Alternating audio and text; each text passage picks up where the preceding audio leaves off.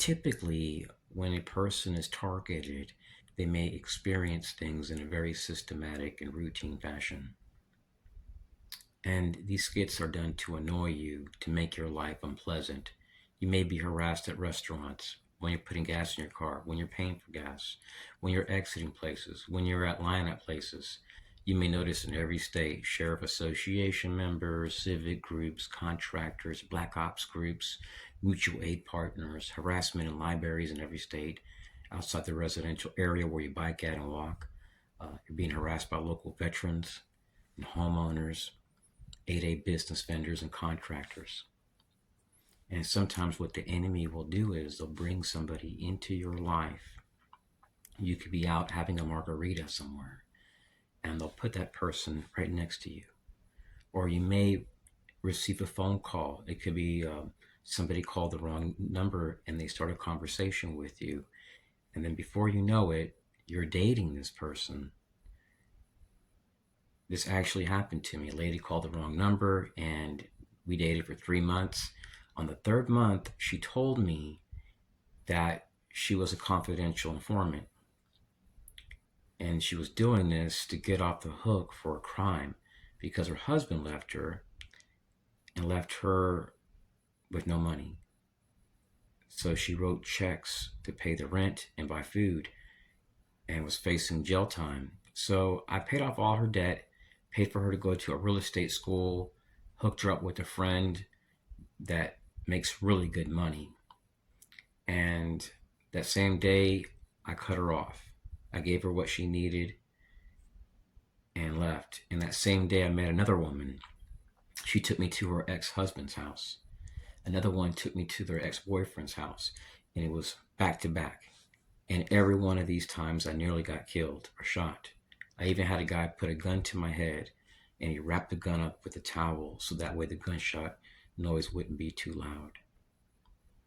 And these women typically would tell me within 2 weeks that they were confidential informants. The longest one I had to wait for was 3 months.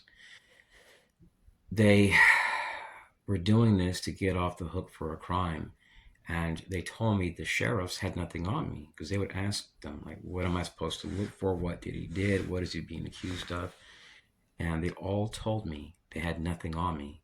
So what they were trying to do was they were trying to build an investigation. And this went on from 1996 all the way up until my 30s, and then it stopped.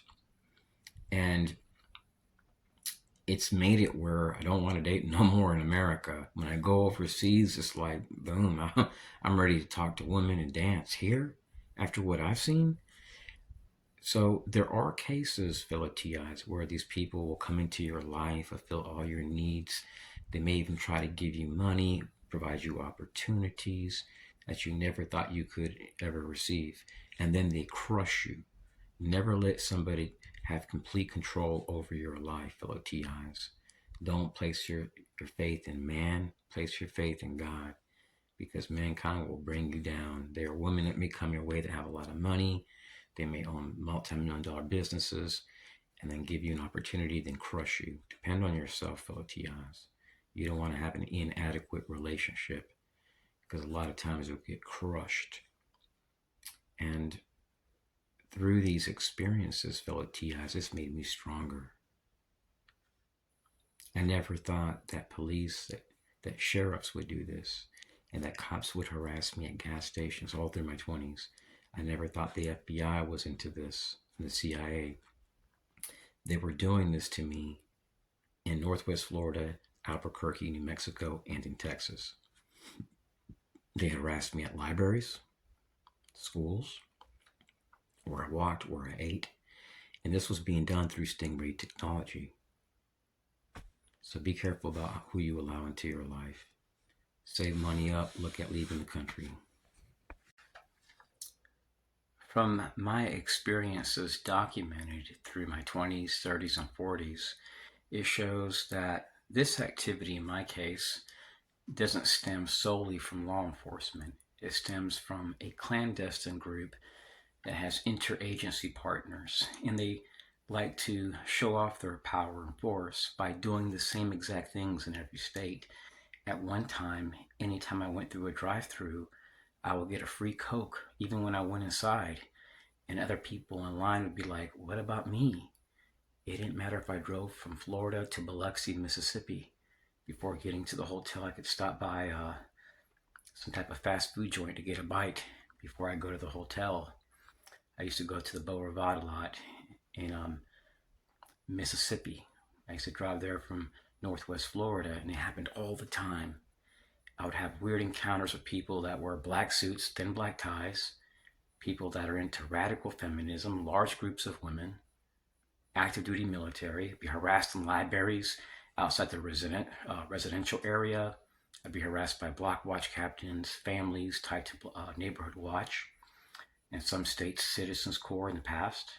That was in Texas and in prior states. So it starts to make sense, fellow TIs. What's occurring is that the people that are targeting you are trying to neutralize you.